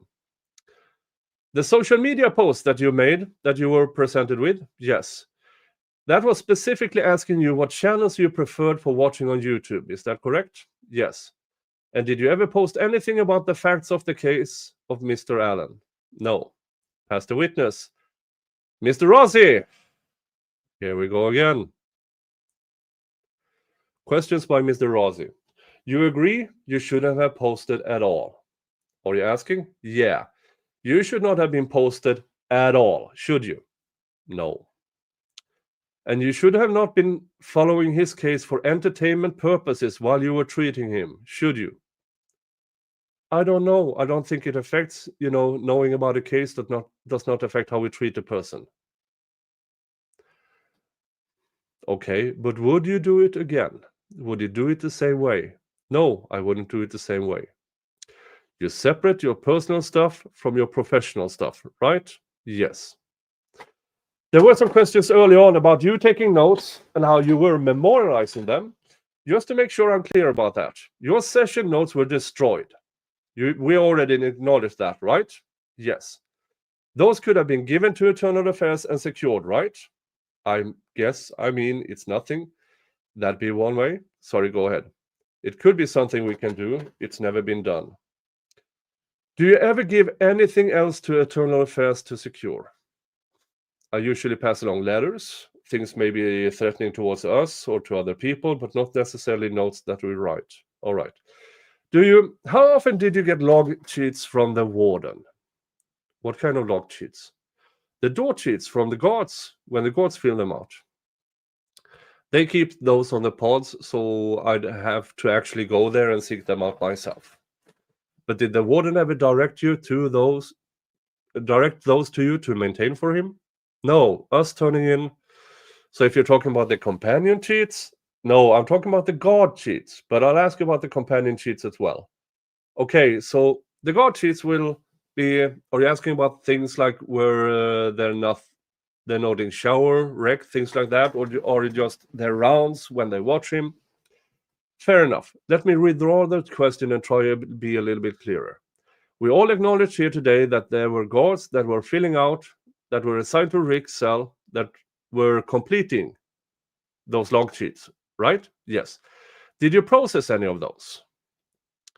If he was on self-ending watch, if it was any of the time periods when he was on self-ending watch, those would go on his medical record, so we'd obtain them, put them in his medical record. If they were during a time where he was off self-ending watch, it was more administratively watched because that's what they wanted, I'd give them to the unit team manager. So you processed them in both occasions. Well, the first occasion, they went directly to the medical file, right? Yeah. But you're saying in the second circumstances, when he was not on self-ending watch, they went to the unit team? The unit team manager, because I recall her having a binder where she was keeping them. Who is that? Is that Miss Cornett? Yes. Do you know what she did with them? I don't know. Did the warden himself ever ask you to secure records regarding Rick Allen for him? No. Him being warden? No. Okay. They moved them to medical records. With respect to exhibit number 9, this is the consent that was signed down at RDC. Are you generally familiar with these documents? Yes. Okay, do you agree? I'm sorry, may I approach? You may. Do you agree that the scope of the consent that reference on this document pertains to basically things that would happen at the prison? Yes, right. Like if he tells you somebody's going to commit self-ending, you got to disclose that, right? Right. Or if he tells you he's going to commit self-end, right. You got to disclose it, right. Yes.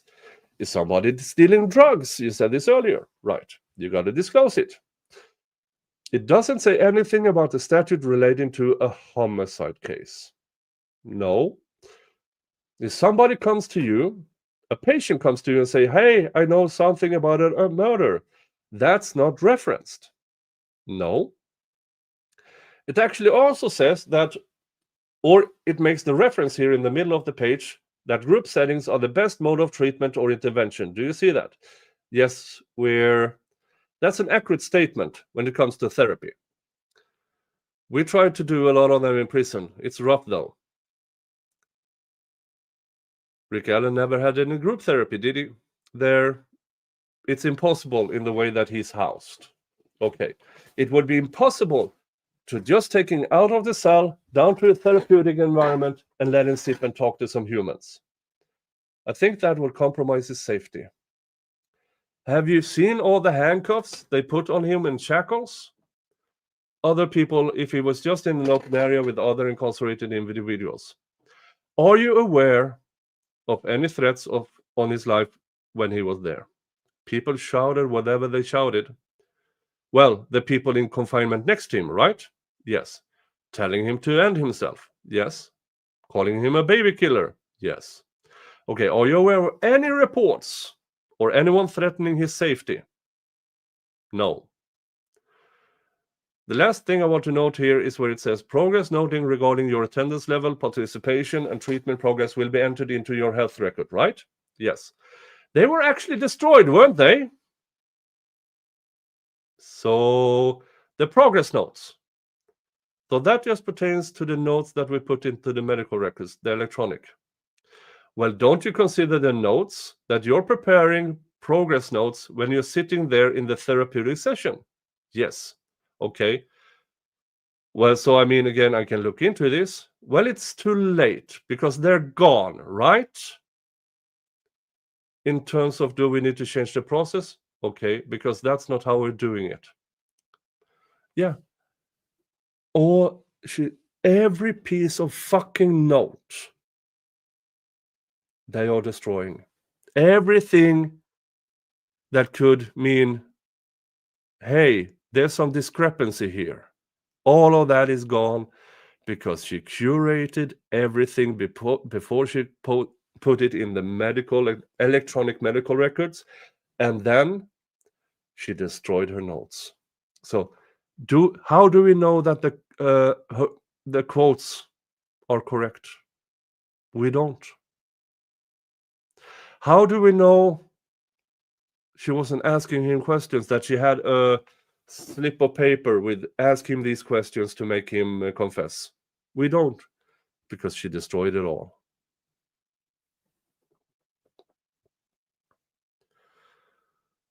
Thank you for that. And then we'll go to the questions. There's exhibit number 10. I'm directing your attention to exhibit number 10.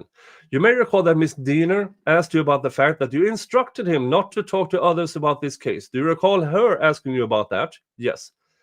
But you actually talked to him about his case as it relates to what you were learning on social media, didn't you? I mentioned a couple of things, yeah? So you didn't follow your own instructions, right? It was helpful information. You talked, Ms. Diener asked you about some of these daily or weekly visits that would occur at his cell block, right? Yes. You know what I'm talking about when you do the routine checkups? Yeah. Those are like 10 to 15, 20-second visits, aren't they? Depends on the person. That would be normal, wouldn't it? Depends if the person engaged with you. Some guys will just say they're fine and they expect you to go away. Some may talk for a few minutes. Okay. You've never had, well, let me ask you this. Are all those people that would visit with Rick the master's level specialist, and are they basically just talking with him through the same crack in the door that you were talking with it through? Yes. Okay, very informal encounters. Agreed? Yeah. Ms. Diener asked you about these companions and what information that they were communicating outside of their job responsibilities. Do you understand that? Do you remember that line of questioning? Can you clarify? I will. Thank you. Ms. Diener, do you recall her asking you some questions about what kind of things these companions were saying out in public? So, do you remember those questions being asked? Yes, okay. You don't know what information they were communicating, do you? The only thing that I know that came out pretty quickly was somebody made a YouTube video from his, I guess he had called someone on his phone. It's like, hey, this guy is here, and it went out on YouTube. They were disseminating this stuff to the whole world, right? Yes. And so ultimately, this was part of the reason, in your opinion, as to why the companions were pulled, right? That's what you told me in deposition. Well, I said too that it was when he had discovery materials. We didn't want people to view those materials. Right, but you told me it was the other reason. Yeah, because whatever they were communicating wasn't right. Right? Right. Or it wasn't appropriate. It's a better way of putting it. Right. When someone is confined in solitary confinement, like Mr. Allen is it unusual for inmates in those circumstances to say things to try to get the attention of staff? It's not unusual. I mean, that's one of the ways they get some interaction, right? Yes. So you say something crazy and the staff will give you some attention. Yes, correct. These are all kind of the nuances of living in the restricted environment. Is that accurate? Yeah, accurate. So you know the inmates are making shit up. And yet, what the inmates claimed were his confessions were acceptable? Miss Diener briefly asked you about the circumstances in Wabash Valley with the cage down there. Do you recall that? I do. I saw that cage and it reminded me of the cage in Silence of the Lambs. You know what I'm talking about? Miss Diener, I object, Judge. His reference to his own impression about the cage is not relevant. Mr. Rossi, fair. Court sustained. I'll withdraw the question. Thank you. Did that cage remind you of the cage that was in Silence of the Lambs? I don't remember that movie. Oh, bullshit. If you've seen Silence of the Lambs, you know exactly what he's talking about. Okay, thank you. Miss Diener questioned you about this early April. I think she said April 3rd circumstance when Rick got some discovery. Do you recall that? Yes. You acknowledge that you told me earlier that he actually was starting to communicate some mental health issues and wasn't feeling right in his head even back into March, right? It's possible if I wrote that, yes. That's when he told you, didn't he? Yes. Okay, so it was weeks before he got the discovery, right? Yes. And you don't know what was in that discovery, do you? No. You have no idea what was on those papers, right? I have no idea. And he had been communicating with his lawyers for 6 months up to that point, hadn't he? I guess I don't know unless he tells. Are you aware that we visited him at Westville? Yes. Okay, the statements. I'm directing your attention to number 11, Exhibit 11 and 12, and I'll bring them up to you if you need to. But these reference activities that occurred on April 4th between you and Mr. Allen and April 5. Does that sound generally accurate? Yes. This would have been during the time period when there was later a determination that he could have been suffering from psychosis, right? Yes. And when somebody says brief psychotic episodes, that's something that can happen on and off over a period of time, right? It would likely end up being a different diagnosis. Okay, but can it happen on and off over a period of time? I would argue that it'd probably be a different diagnosis. Very good. Can those types of symptoms occur? Yes. And fluctuate over time? Yes. You continue to give him Haldol shots all the way into almost June, right? I'm not sure. Those are basically tranquilizers, right? Yes. That's kind of a street term. Yes. And if somebody was just faking something and they were, doing it to get attention, you wouldn't need to tranquilize them to get them to stop, right? I mean, that's the psychiatrist. I mean, sometimes it does to help just calm them down. So it's used, but again, we don't use them very often. Did you use those on Rick because he was faking his stuff? At that point in time, he was deteriorating in terms of taking care of himself, he wasn't able to communicate with us. He wasn't sleeping, so it was just interfering with every aspect of his life. literally beating his head into the wall time and time and time again over long periods of time, wasn't he? Yes. Running from one end of his cell block and smashing his head into his cell door. Is that what was going on? I personally didn't observe it. You heard that, didn't you? I heard it. And he had all the physical signs of it, didn't he? Yes. His entire face and head was completely bruised, wasn't it? Yes. And then he started eating his own feces. Yes. That's why you gave him Haldol, isn't it? Yes. With regard to this feigning of symptoms, do you acknowledge that that's actually a circumstance which you can test someone for in the course of your psychiatric testing process, right? You can. There's actually ways to kind of cross-check whether or not somebody's being authentic or genuine about their behaviors, right? You didn't do any of that in this case, right? We don't have the materials to do it. You told me actually, occasionally some interns might bring in some documents. We don't have any interns. You don't even have any interns, right? Just crayons and pencils, right? Yes. With regard to the Prozac or the Haldol, I'm sorry, he was taking Prozac, right? Yes. Are there different, like a generic form of that? Was there different kinds of Prozac? Prozac's a trade name, right? Yes. I'm sorry if it's a trade name like a company. It is, yeah. Was it taking Prozac? Or was it some other, do you know? I don't know. Like a generic version? Sometimes they can do both, switch them off. I don't know. How the fuck do you not know what his actual medications were? Jesus fucking Christ. Okay, so that happened at the prison? It happens. Okay, could it have happened with him? Could have. He said he lost weight. Was it 30 or 40 pounds in a few months? It was pretty significant. When you say he was obese, he wasn't obese to the point that he was dysfunctional when he came, right? No. I mean, he was a short man, right? Yes. And do you acknowledge that? It's just the chart put him at obese in terms of where his weight was. Yes. Do you have any real concerns about his weight when he was admitted to the facility? No. And then with the tablet, you said it took a minute to get him a new one, right? The way I remember it.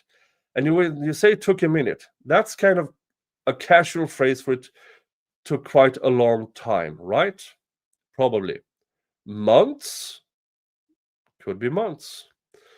He talked to you about going to Logansport State Hospital, right? He did. Is there anything surprising about somebody trying to or wanting to get out of a situation like that? To be in a more comfortable situation. I believe he also thought maybe family visit would take place. He could get closer to the people he loved. Yes. You mentioned that there were residual symptoms that he was experiencing even beyond what I recall was the July or June. All the way into the fall of 2023. Yes, it was quite inaudible.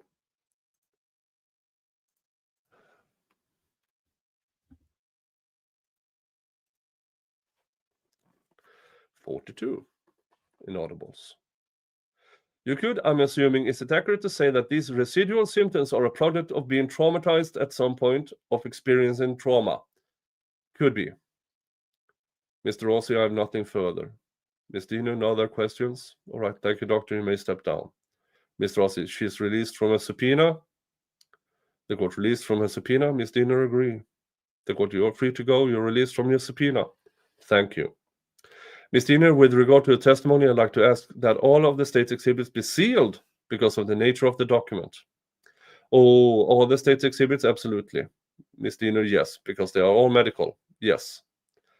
Mr. Rossi, yeah, I think we'd agree that she gives you, that's medical. We're just going to seal it. And what I'm going to give you, which there is probably a bit of an overlap, but I agree.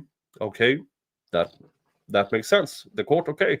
So we'll just seal all of those documents. Ms. Dino, yes, please. Submitted by the state.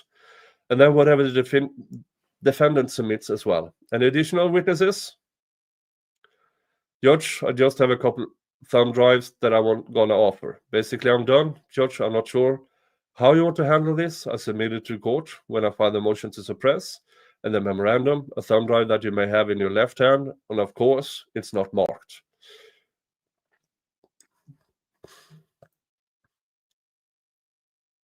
I brought another copy of the exact same thing today. Do you want to just mark that one or retain that, or do you want me to give you the one I have here? They are exactly the same. Ms. Diener says, I thought you already gave the court a thumb drive with all of this. That was my understanding.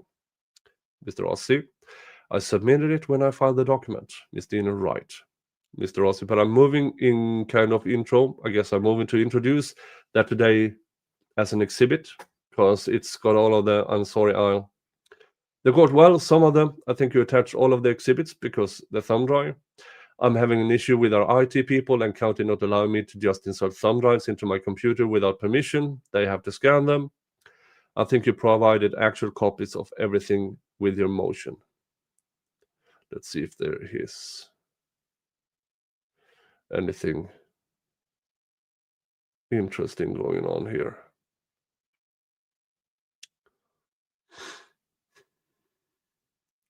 Now this is just... And this is the end of the defense. And next time we are going into what the state will do to, yeah, they are calling Brian Harshman. Oof, this was a rough episode. This was a rough episode. I don't like this.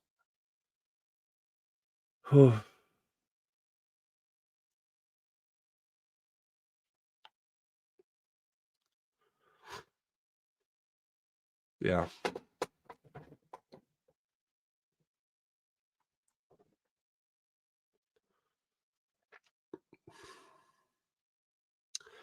Yeah, I know. This next witness is somebody who basically stalked Rick. Hi, Mike. Hi, Mike with headphones. Yeah, folks, thank you. Thank you for allowing me to do this. Thank you for sticking in here with me. This is rough reading, because with every passing day there are new information that is getting revealed on how much corruption was in this case. We now know that every person of interest except Brad Holder has false alibis. Brad Holder has a questionable alibi.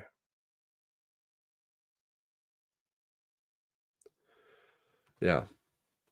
And I haven't even come to the trial yet. This is, yeah, it's rough. So thank you, folks. Again, I'm going to keep doing this. Maybe not every day, maybe just once a week.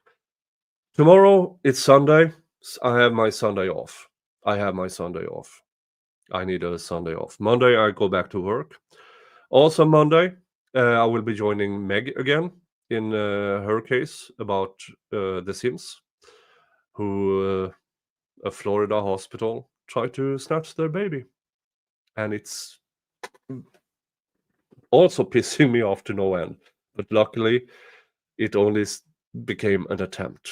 I think the testimony is getting close to where the defense present their case. But yeah, folks, anyways, thank you again, and I will see you in the next stream or video. Have a good one. Bye-bye.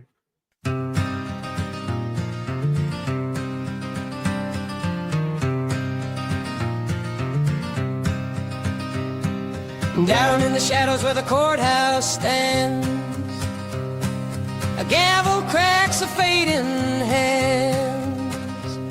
Judge Gull, they whisper with a crooked grin, played the game where justice don't win. Free Rick Allen,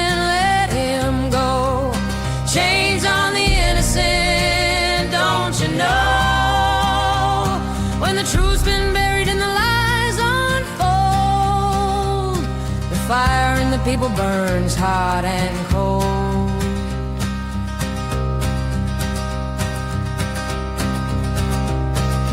Prosecutor Micklin, with his papers tight, wrote the tale that never saw light. Twisted words in a room of stone, left Rick Allen to stand alone. Who will answer? Who will pay? The sun don't rise on a judgment day. Free Rick Allen, let him go. Chains on the innocent, don't you know? When the truth's been buried and the lies unfold, the fire in the people burns hot and cold. Officer Holmes,